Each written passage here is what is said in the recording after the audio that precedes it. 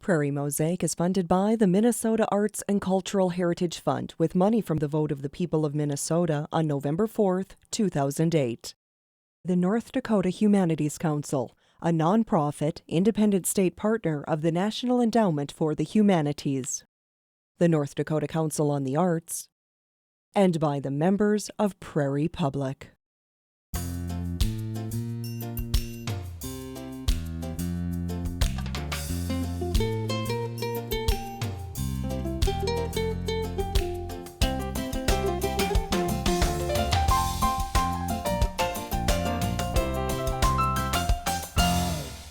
Hi, I'm Bob Dambach, and welcome to Prairie Mosaic, a patchwork of stories about the people and places that contribute to the arts, culture, and history in our region.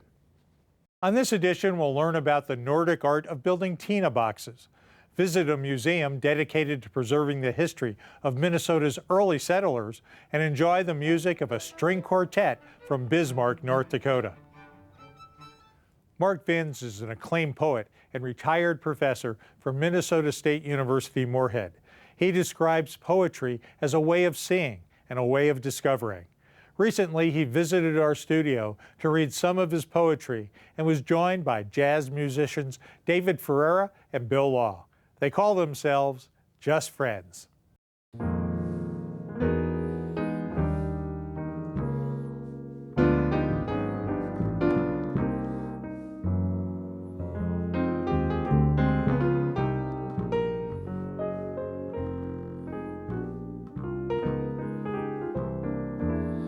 Holes in his underwear.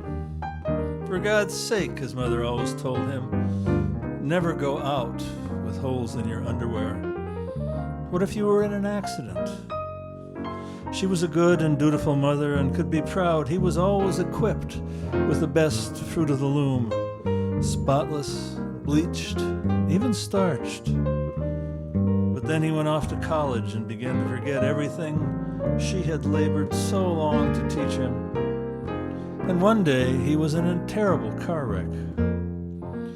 When the surgeons gathered in the emergency room, they were amazed to find that not only was his underwear in shreds, he hadn't washed behind his ears or brushed his teeth. This would be a case for the medical journals. His poor mother was bereft. How could she face the rest of her life with the knowledge she'd failed him so miserably? It was right there in the AP press release.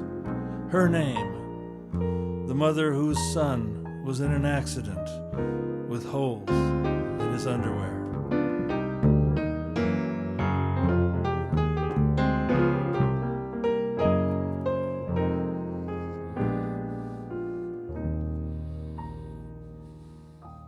My original favorite piece was Sleeping In. At the time we were starting to do that, you know, my kids were sort of going through that stage, and I think you can hear the sounds and smell the sounds of summer and cut lawns and hear the sounds of dogs barking and people working, and your son or daughter who you can't get out of bed for the life of you. And it's so, even remembering back further when you were that character. Yes. Yes. You know, you were that character, and just the you know, the immediacy of all the sounds and smells. Yeah, that one really lit it up for me.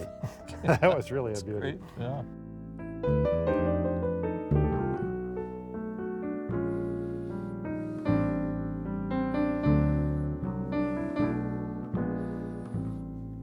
Sleeping till noon. Upstairs, my daughter lies swaddled in her bed sheets like an Eastern princess. Good sleeping weather last night.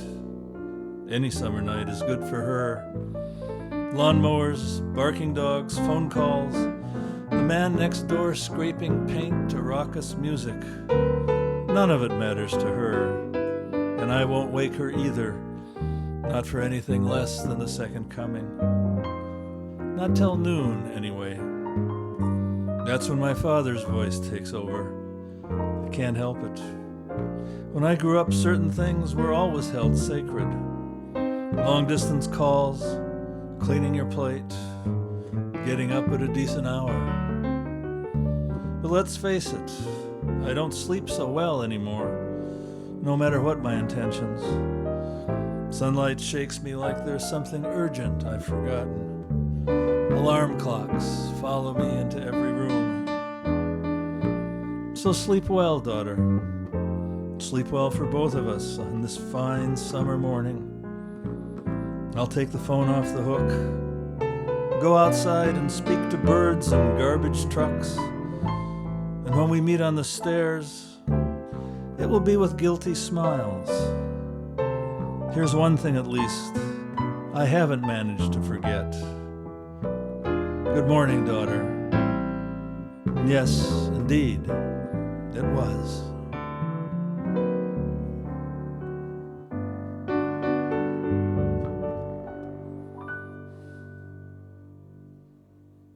For centuries, Norwegian woodworkers built bentwood or tina boxes to store food, tools, and other valuables.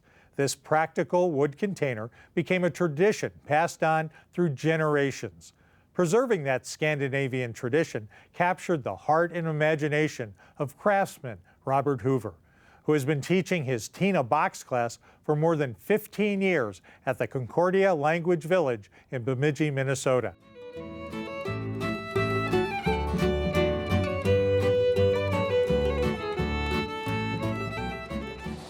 I've always kind of been interested in a little bit of wood. One winter, there was an old timer that lived in town that had immigrated from Norway, and I asked him if he'd be willing to teach me some of his crafts, of which was the tina box, the bentwood boxes. What intrigued me about this is how well constructed they are, how the craftsmanship is very good. I mean, if you've seen a couple of these here, they're just gorgeous when they're done. Work around the handle on the other one. No, that's all right. But see how we're bringing that down in there so that it's going to seal right up to it? Seal it, yep. Right there. You can take a 3/4 inch board and you need to check the grain of the wood to make sure it'll allow you to bend it. That's holding pretty good there. I bend the rings up before I come for this class because they need to be dried, but they do the rest of it. Tina it's spelled T-I-N-E, it's like a girl's name. A lot of the boxes are made with a heart pattern on the front. Some of them have crushed velvet on it. Some of the guys in my class are using birch bark in the heart. The first one I made was, just had a single heart. I made that for my wife Bonnie. The second one was for my daughter Jennifer. That actually is I haven't put the urethane on this one yet, but that's a 2-heart theme. And the one that I'm working on for my daughter Julia is 3 hearts, as you can see. The tina boxes from the old country were used for storage of anything that you want to keep around.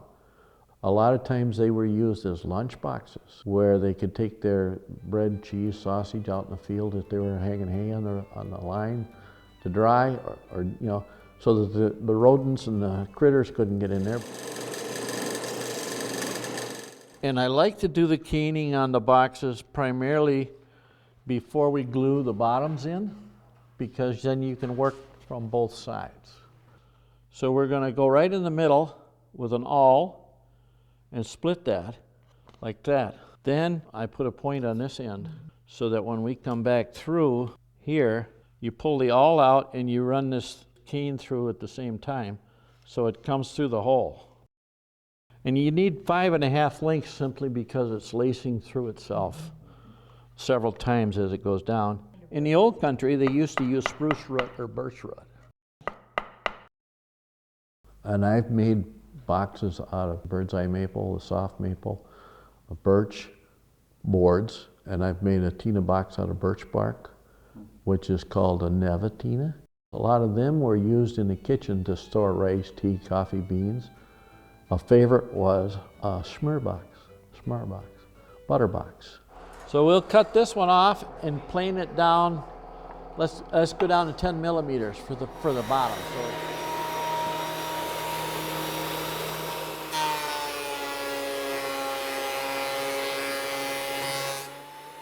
Then we're going to go on the outside, and we're going to draw all the way around that.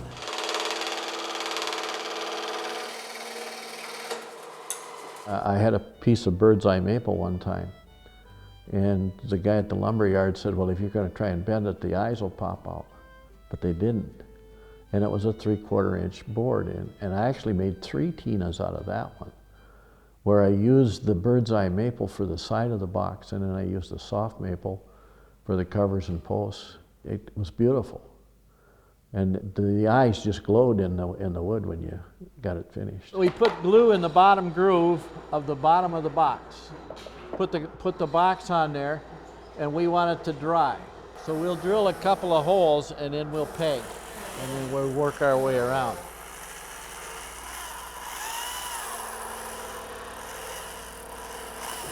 I like to put a little bit in there, see if it'll fill in, and then I just notch it on either side.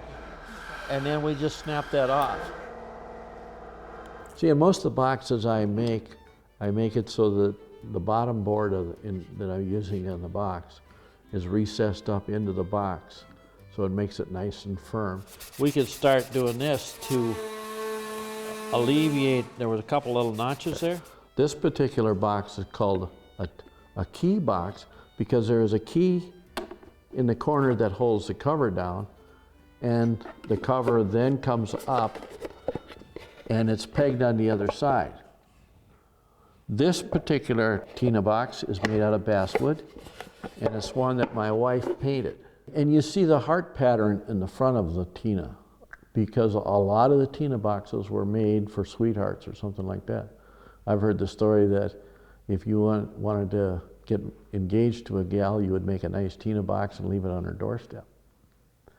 Come back the next morning, if the Tina box was gone, you knew she accepted you.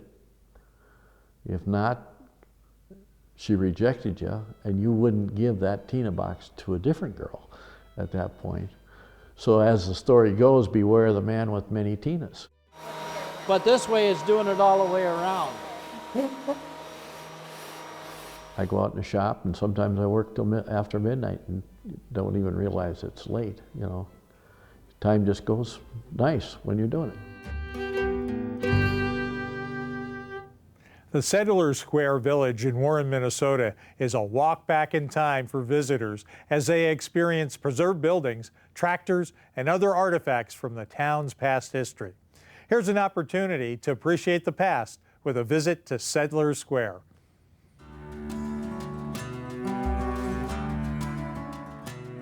We call it keeping history alive. That's kind of what our mission statement is. Back in '79, they decided to reconstruct a community from the 1880s. This was their efforts at, portraying a typical boardwalk of the period. Along with that, having the railroad depot, a country church, a country school, and some log cabin. I think they did a nice job, and it's lasted well. We have an old country school. It's called the Cook School. It came from about 4 or 5 miles north of Warren. We have the Alma Lutheran Church. It's one of the first rural churches in Marshall County. I believe it was about 58 or 1959 they moved it onto what was the beginning then of the Settlers Square complex. The Alma Lutheran Church, for example, just this past weekend we had a wedding in there. The following day the Alma congregation had their annual service here, then this followed by a potluck picnic. We have what's called the Laundryville cabin. It's a cabin from the 1880s and it needed a new roof. So we had to put together the funding for that. It was like a $5,000 cost. So we raised some money. We typically like to incur the local artisans and stuff. So we had some local gentlemen come in and redid it with cedar shakes. And now it's weathered so you can't tell it's been done. It came from west of Argyle. And in that cabin, it's kind of a story-and-a-half type cabin. 14 children were raised in that house at one time. So if you go inside the cabin, you'll see there's not a lot of room. Marshall County typically is kind of an agricultural related museum. We have a lot of agricultural items from the past. We have just a wide variety. The people of this county have been very good to support us as far as bringing in acquisitions and so forth. We feel very fortunate. We have a Hart-Parr tractor. That's something that it's a 1907 vintage. It's very nice condition. We have a lot of older implements and so forth. One of our real draws is we have what's called the UFO car. The UFO car stems from a 1979 incident in Marshall County where a deputy had an encounter with, to this point, has yet been undetermined. Typically each year we have a lot of interest in that. We were in need of some heated space, so in 2008 we started a fundraising campaign. With that, we have now built a new building that we just opened. It's a 60 by 160 foot heated, insulated, finished building. So we're looking for the future, and we're looking to try control the heat, humidity, and so forth so we can maintain the artifacts. What's going to be moved is some of the temperature and humidity sensitive items. We have the storefront community. Above that we have storage close to 3,000 square feet, and a good share of that is full of acquisitions. Examples being pictures and books and clothing and things of that nature that deteriorate over time with fluctuating temperatures. Those are going to be moved over. Our 79 building is going to be strictly agricultural items. We're part of what's called Historic Northwest. And Historic Northwest is a consortium of 10 northwestern Minnesota county museums.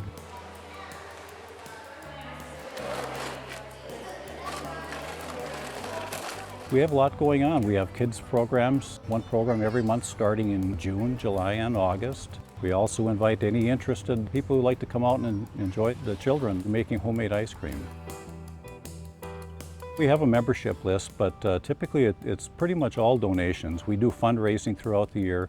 The county gives us a small stipend, but we typically have to work for our money to pay for, the maintenance, the upkeep, the expansions, and so forth. We open the 1st of May and we go into Labor Day. We're open Wednesdays, Thursdays, and Fridays, 9 to 5 every week. And then we're open on weekends for appointments. Typically we like to encourage groups or small groups so we can open up for them. With the new building now, we'll be able to work into the winter months because we'll have heat for our first time ever. We're really pleased with this area. Marshall County has really blessed us with a lot of their family heirlooms, and we take it very seriously to maintain those and keep those. And we have to also look forward for our future generations.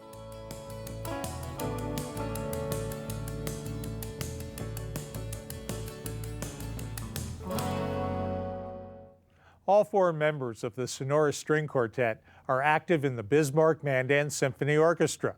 Their training, talent, and dedication are at the heart of their exceptional sound.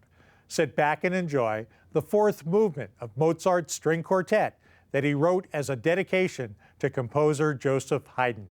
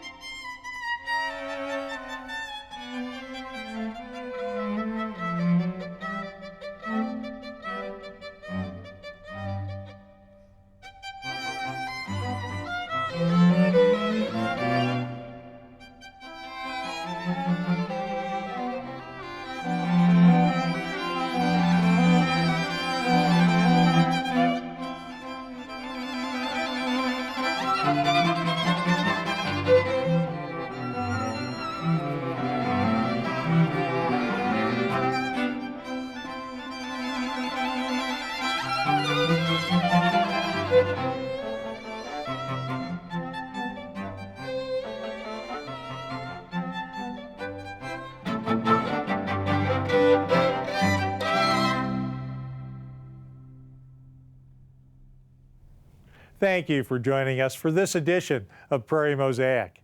If you know of an artist, a topic, or an organization in our region that you think might make an interesting segment, please contact us at prairiemosaic@prairiepublic.org. For Prairie Mosaic, I'm Bob Dambach.